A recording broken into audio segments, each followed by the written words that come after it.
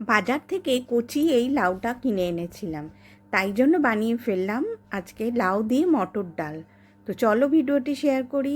100 গ্রাম মটর ডাল কিনে এনেছিলাম, সেই ডালটাকে বারবার করে ধুয়ে জল পাল্টে এবার কড়ার মধ্যে দিয়ে দেবো, দিয়ে একটু জল দিয়ে নুন দিয়ে এটা কিছুক্ষণ সিদ্ধ করে নেব।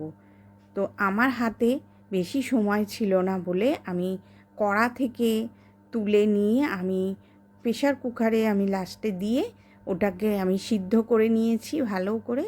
নিয়ে তার মধ্যে আমি ডুমো করে কেটে রাখা লাউটা দিয়ে আর একটা সিটি মেরে সিদ্ধ করে নিলাম।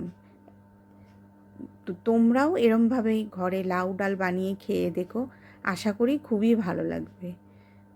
দেখতেই পাচ্ছ লাউটা একদম নরম হয়ে গেছে আর ডালটাও একদম সিদ্ধ হয়ে গেছে। এবারে আমি ডালটাকে ফোড়নে দিয়ে দেবো। ফোড়ন দেবো, কড়ার মধ্যে ফোড়নে দিলাম জিরে, তেজপাতা, শুকনো লঙ্কা, তার মধ্যে দিয়ে দিলাম ডালটা। ডালটা ঢেলে দিয়ে কিছুক্ষণ ফুটবে, তার মধ্যে দিয়ে দিলাম অল্প করে হলুদ গুঁড়ো। এই ডাল দিয়ে এক থালা গরম ভাত, এর মধ্যে আর কিছুই লাগে না।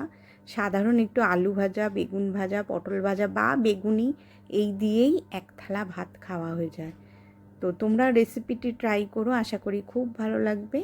এরপরে দিয়ে দিলাম কাঁচা লঙ্কা চেরা, ধনেপাতা, নুন মিষ্টি পরিমাণ মতো আর একটু ঘি দিয়ে আবারও একটু হাতার সাহায্যে নাড়াচাড়া করে একটু ভালো করে ডালটাকে ফুটিয়ে নেব।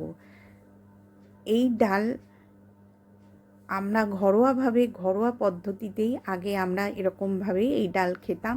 তো এই পুরনো রেসিপিগুলো হারিয়ে যাচ্ছে, তাই তোমাদের সঙ্গে শেয়ার করলাম। তোমাদের কেমন লেগেছে? নেক্সট আরও রেসিপিতে হাজির হব। আজকের মতো বাই বাই।